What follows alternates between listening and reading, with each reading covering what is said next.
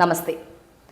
2002 ഫെബ്രുവരി 27 രാവിലെ ഗുജറാത്തിലെ Godhra railway സ്റ്റേഷനിലെത്തിയ Sabarmati express 2000-ഓളം വരുന്ന മതതീവ്രവാദികളായ ഒരു വിഭാഗം ജിഹാദി ക്രിമിനലുകൾ കൂട്ടമായി വളയുകയും പെട്രോൾ ഒഴിച്ച് കത്തിക്കുകയും ചെയ്തു.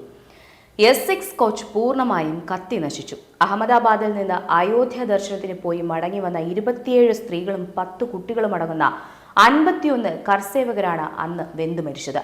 ഇവർ കൊല്ലപ്പെട്ടത് ഒരു വർഗീയ കലാപത്തിലായിരുന്നില്ല. അവിടെ നടന്നത് ഇസ്ലാമിക തീവ്രവാദികൾ പ്രീ പ്ലാൻഡായി നടത്തിയ ഏകപക്ഷീയമായ ഒരു കൂട്ടക്കൊലയായിരുന്നു. ഇതിനെ ആകസ്മികമായി നടന്ന സംഭവമെന്ന് ചിത്രീകരിച്ച് ലഘൂകരിക്കാനുള്ള ചിലരുടെ ശ്രമങ്ങളെ തള്ളിക്കളഞ്ഞുകൊണ്ട് ഈ വംശഹത്യ തികച്ചും ആസൂത്രിതമായിരുന്നുവെന്ന് കണ്ടെത്തിയത് 6 വർഷം അതിനെക്കുറിച്ച് പഠിച്ച് റിപ്പോർട്ട് സമർപ്പിച്ച സുപ്രീം കോടതി ജഡ്ജി ജസ്റ്റിസ് നാനാവതി കമ്മീഷനായിരുന്നു. 2008 സെപ്റ്റംബറിൽ സമർപ്പിച്ച റിപ്പോർട്ട് ഗുജറാത്ത് ഹൈക്കോടതി അംഗീകരിച്ചു. പിന്നീട് സുപ്രീം കോടതിയും ഇത് ശരിവച്ചു. ഗോദ്ര കൂട്ടക്കൊല എങ്ങനെയെന്ന് ചോദിച്ചാൽ, ഗോദ്ര സ്റ്റേഷന് തൊട്ടടുത്ത് മുസ്ലിങ്ങൾ തിങ്ങിപ്പാർക്കുന്ന സിഗ്നൽ ഫാലിയ എന്നറിയപ്പെടുന്ന സ്ഥലത്ത് ചില രാഷ്ട്രീയ കക്ഷി നേതാക്കൾ ഉൾപ്പെടെ 2000-ഓളം പേർ ഒത്തുകൂടിയാണ് അക്രമം നടത്തിയത്. സംഭവത്തിലെ ഗൂഢാലോചന വ്യക്തമാകണമെങ്കിൽ അന്നത്തെ പശ്ചാത്തലം നമ്മൾ മനസ്സിലാക്കണം. ഭാരതത്തിൽ മാത്രമല്ല ആഗോളതലത്തിൽ തന്നെ ഇസ്ലാമിക ഭീകരതയുടെ വിളയാട്ടം നടന്ന വർഷങ്ങളായിരുന്നു 2001-2002 കാലഘട്ടം. 2001 സെപ്റ്റംബർ 17 വേൾഡ് ട്രേഡ് സെന്റർ ആക്രമണം, ഇന്തോനേഷ്യ ബാലി ബോംബ് ആക്രമണം, 2002 ഒക്ടോബർ 12 മരണം 202, ഭാരത പാർലമെന്റ് ആക്രമണം 2001 ഡിസംബർ 13, ഗുജറാത്ത് അക്ഷർധാം ക്ഷേത്രം ആക്രമണം 2002 സെപ്റ്റംബർ 24 മരണം 33, ആഗ്ര താജ്മഹൽ ആക്രമണ ശ്രമം 2001, മുംബൈ കൾച്ചർ പാർക്ക് സ്ഫോടനം 2002 ഡിസംബർ 6 മരണം 3. ഈ സംഭവങ്ങളുമായി ബന്ധപ്പെട്ട് തീവ്രവാദ പ്രവർത്തനങ്ങൾ നടത്തുന്ന സിമിയെ നിരോധിക്കണമെന്ന് ദീർഘകാലമായി നരേന്ദ്രമോദി ആവശ്യപ്പെട്ടിരുന്നു. അദ്വാനി നയിച്ച രഥയാത്രയുടെ സൂത്രധാരന ആയതു മുതൽ മോദി ഭീകരവാദികളുടെ നോട്ടപ്പുള്ളിയുമാണ്. പാകിസ്ഥാൻ അതിർത്തിയോട് ചേർന്ന ഭാരത പ്രദേശങ്ങളിൽ വർഗീയ കലാപങ്ങൾ സൃഷ്ടിക്കാനുള്ള പാകിസ്ഥാന്റെ ശ്രമത്തെക്കുറിച്ച് ഡൽഹി ആസ്ഥാനമായ council for international affairs and human rights എന്ന സംഘടന നിയോഗിച്ച ജസ്റ്റിസ് DS തേവാഡിയ സമർപ്പിച്ച റിപ്പോർട്ട് ചൂണ്ടിക്കാണിക്കുന്നു. ഗോത്ര തീവയ്പിലെ പാകിസ്ഥാന്റെ പങ്ക് അദ്ദേഹം അതിൽ വ്യക്തമായി സൂചിപ്പിക്കുന്നുണ്ട്. 2001 ഒക്ടോബറിൽ കേശുഭായി പട്ടേലിൽ നിന്ന് ഗുജറാത്ത് മുഖ്യമന്ത്രിയായി മോദിജി അധികാരമേറ്റെടുത്തു. മുഖ്യമന്ത്രിയാകുമ്പോൾ അദ്ദേഹം ഒരു MLAയോ MPയോ ആയിരുന്നില്ല. മുഖ്യമന്ത്രിയായതിനു ശേഷം സിമിക്കെതിരെ മോദി ശക്തമായ നടപടിയെടുത്തു. 123 സിമി പ്രവർത്തകരെ അറസ്റ്റ് ചെയ്ത് ശ്രദ്ധേയമായി.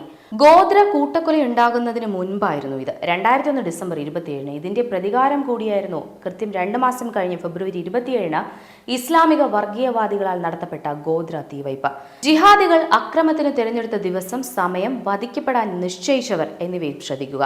ആദ്യമായി MLA ആയി തിരഞ്ഞെടുക്കപ്പെട്ട മോദി സത്യപ്രതിജ്ഞ ചെയ്തത് ഗോദ്ര തീവയ്പുണ്ടാകുന്നതിന് 24 മണിക്കൂർ മുൻപ് മാത്രമായിരുന്നു. അതായത് 2002 ഫെബ്രുവരി 25 വൈകിട്ടാണ് MLA ആയി അദ്ദേഹം സത്യപ്രതിജ്ഞ ചെയ്തത്.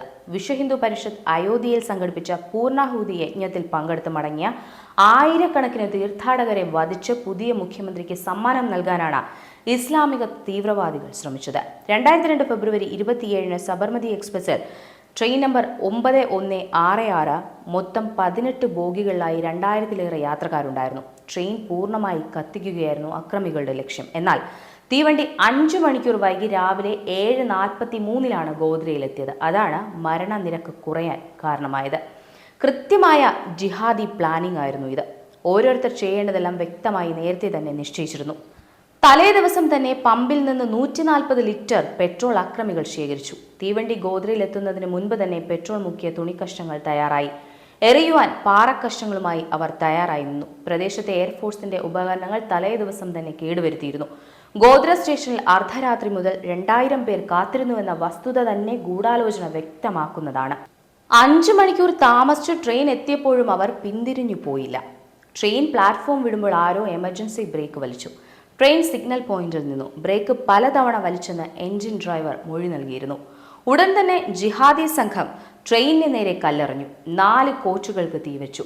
ട്രെയിൻ തീവച്ച് യാത്രക്കാരെയെല്ലാം കൊല്ലാനായിരുന്നു അക്രമികൾ ഉദ്ദേശിച്ചത്. എന്നാൽ അർദ്ധരാത്രിയിൽ എത്തേണ്ട ട്രെയിൻ 5 മണിക്കൂർ വൈകി നേരം പുലർന്നതിനു ശേഷമാണ് ഗോദ്രയിലെത്തിയത്. അതുകൊണ്ട് മാത്രമാണ് തീവ്രവാദികളുടെ ലക്ഷ്യം പൂർണ്ണമായി നടപ്പാക്കാനാകാതെ പോയത്.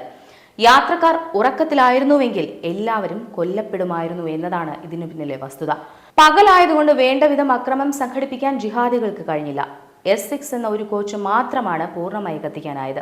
അതിലുണ്ടായിരുന്ന 67 യാത്രക്കാരിൽ 59 പേരും കൊല്ലപ്പെട്ടു. S5, S7 കോച്ചുകളിലായി തീ പടർന്നിരുന്നുവെങ്കിലും മരണമുണ്ടായില്ല. ട്രെയിൻ സമയത്തിന് തന്നെ എത്തിയിരുന്നുവെങ്കിൽ മരണസംഖ്യ ആയിരങ്ങൾ കടക്കുമായിരുന്നു. ഗുജറാത്ത് കലാപത്തിൽ ആകെ കൊല്ലപ്പെട്ടതിനേക്കാളേറെ ആൾക്കാരെ ഒറ്റയടിക്ക് കൊലപ്പെടുത്താൻ ലക്ഷ്യമിട്ട ഈ നീചകൃത്യത്തെയാണ് നിസ്സാരമാക്കുന്നതെങ്കിൽ അത് നിർഭാഗ്യകരമാണ്, അതിക്രൂരമാണ്. ട്രെയിൻ തനിയെ കത്തുന്ന അവ്യക്ത ദൃശ്യം മാത്രമാണത്രേ എമ്പുരാൻ സിനിമയിൽ കാട്ടിയത്. കത്തിച്ചവർ, ശിക്ഷിക്കപ്പെട്ടവർ ഇവരെക്കുറിച്ചൊന്നും യാതൊരു സൂചനയുമില്ല. കൊല്ലപ്പെട്ടവർ അയോധ്യയിൽ നിന്ന് തീവണ്ടിയിൽ പെട്രോളുമായി വന്ന് ഗോദ്രയിലെത്തി ചാവേർ സ്ഫോടനം നടത്തി സ്വയം മരിച്ചതാണെന്ന് അൽ എമ്പുരാനിൽ പൃഥ്വിരാജ് പറയാതിരുന്നത് തന്നെ മഹാഭാഗ്യം.